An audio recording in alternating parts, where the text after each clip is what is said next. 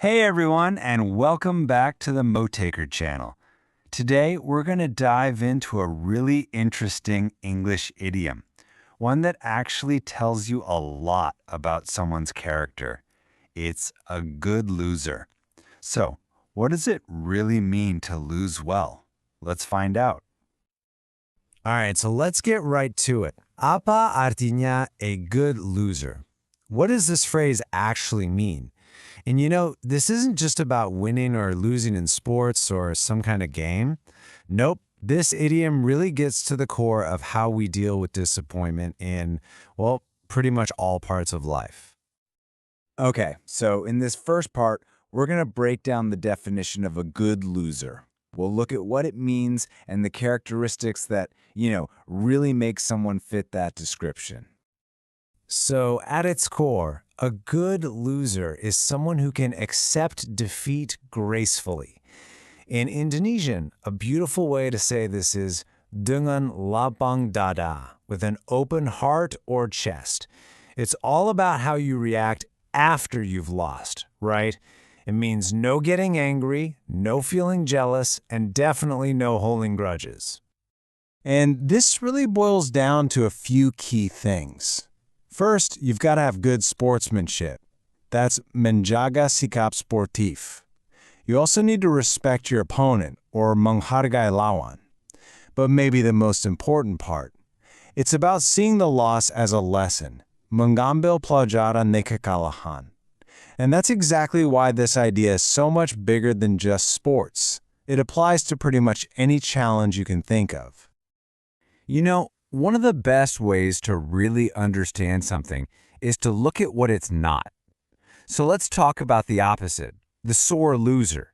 By looking at the difference, the idea of a good loser is going to become crystal clear.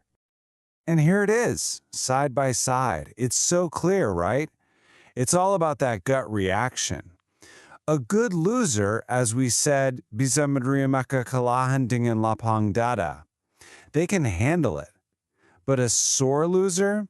That's someone who just has a really hard time accepting defeat. One path leads to growth and positivity, and the other, well, it's pretty negative and can even mess up friendships. Okay, so we've talked about the definition, but that's all just theory. Let's see how this idiom actually works in a real sentence. This is where it's all going to click. All right, imagine this scenario. Let's read it in Indonesian first.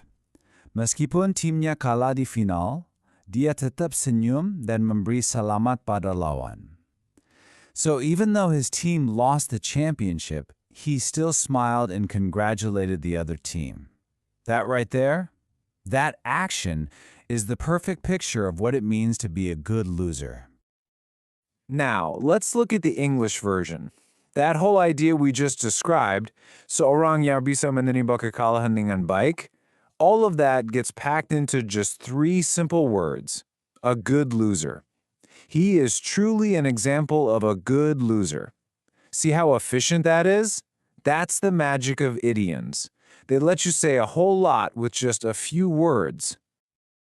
So, as we start to wrap this up, what's the big takeaway here? What's the most valuable lesson? Well, this phrase, a good loser, it's really pointing to something much, much bigger than just winning or losing. And this really brings us to the final and, I think, most powerful idea. Check this out.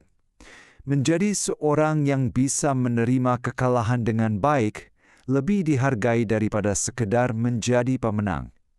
Being a good loser is actually valued more than just being a winner. Think about that for a second. It's a pretty deep thought, isn't it? It means your character, the way you handle yourself with grace, that can leave a much bigger impression on people than any trophy ever could. And there you have it. That's our look at the idiom, a good loser. I really hope you found this little breakdown helpful. Thank you so much for watching. We'll see you next time right here on the Motor Care channel. Thank you for watching this video. Hopefully useful. Don't forget to like and subscribe.